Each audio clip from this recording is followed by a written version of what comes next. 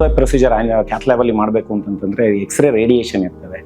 ಅದರಿಂದ ನಾವು ಪ್ರೊಟೆಕ್ಷನ್ ತಗೋಬೇಕು ಅಂತಂತಂದ್ರೆ ಒಂದು ಲೆಡ್ ಗ್ಲಾಸ್ ಹಾಕೊಳ್ತೀವಿ. ದಿಸ್ ಇಸ್ ಏನು ಲೆಡ್ ಗ್ಲಾಸ್. ಅದರ ಜೊತೆಗೆ ಒಂದು ಲೆಡ್ ಕ್ಯಾಪ್ನ ಹಾಕೊಳ್ತೀವಿ. ಜೊತೆಗೆ ಒಂದು ಥೈರಾಯ್ಡ್ ಕಾಲರ್ ಇರ್ತದೆ. ಸೊ ಇದರಿಂದ ನಮ್ಮ ಥೈರಾಯ್ಡ್ ಮತ್ತೆ ಈ ಗ್ಲ್ಯಾಂಡ್ ಎಲ್ಲ ಪ್ರೊಟೆಕ್ಷನ್ ಆಗ್ತದೆ. ಅದಾದ ಮೇಲೆ ಒಂದು ನಾವು ಲೆಡ್ ಏಪ್ರನ್ ಅಂತ ಹಾಕೊಳ್ತೀವಿ.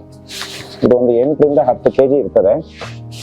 ಇದೆಲ್ಲ ನಾವು ವೇರ್ ಹಾಕೊಂಡು ಪ್ರೊಸೀಜರ್ನ ಮಾಡೋದು. ಓಕೆ,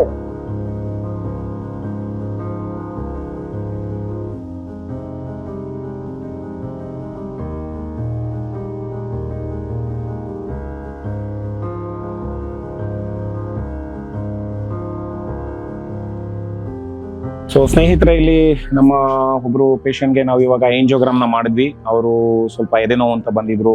ECG ನಲ್ಲಿ ಸ್ವಲ್ಪ ಹೃದಯಾಘಾತದ ಚೇಂಜಸ್ ಇದ್ದಿದ್ದರಿಂದ ಮಾಡ್ತಾ ಇದ್ದೀವಿ. ಲೆಫ್ಟ್ ಸೈಡ್ ಅಲ್ಲಿ LED ಅಂತ ಕರಿತೀವಿ. ಆ ಒಂದು ಮುಖ್ಯವಾದ ರಕ್ತನಾಳ 100% ಬ್ಲಾಕ್ ಆಗಿದೆ. ಅದು ನಮಗೆ ಆಂಜಿಯೋಗ್ರಾಮ್ ಅಲ್ಲಿ ಗೊತ್ತಾಗಿದೆ.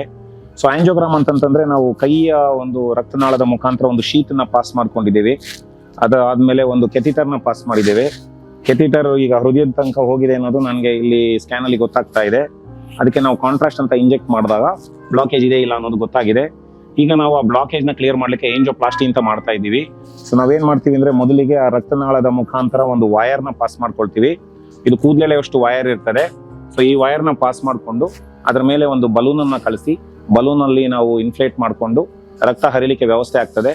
ಅದಾದ ನಂತರ ಎಷ್ಟು ಉದ್ದ ಬ್ಲಾಕ್ ಇದೆ ನೋಡ್ಕೊಂಡು ಒಂದು ಸ್ಟೆಂಟ್ ನ ಹಾಕ್ತಿವಿ. ಅದು ಆಂಜಿಯೋಪ್ಲಾಸ್ಟಿ ಅಂತ ಕರಿತೀವಿ. ಅದನ್ನ ನಾವು ಎಮರ್ಜೆನ್ಸಿಗೆ ಮಾಡೋದಿರ್ತದೆ. ಓಕೆ, ಸೊ ಈ ಪ್ರೊಸೀಜರ್ನ ನಾವು ಇವಾಗ ಶುರು ಮಾಡ್ತಾ ಇದ್ದೀವಿ. You can see live.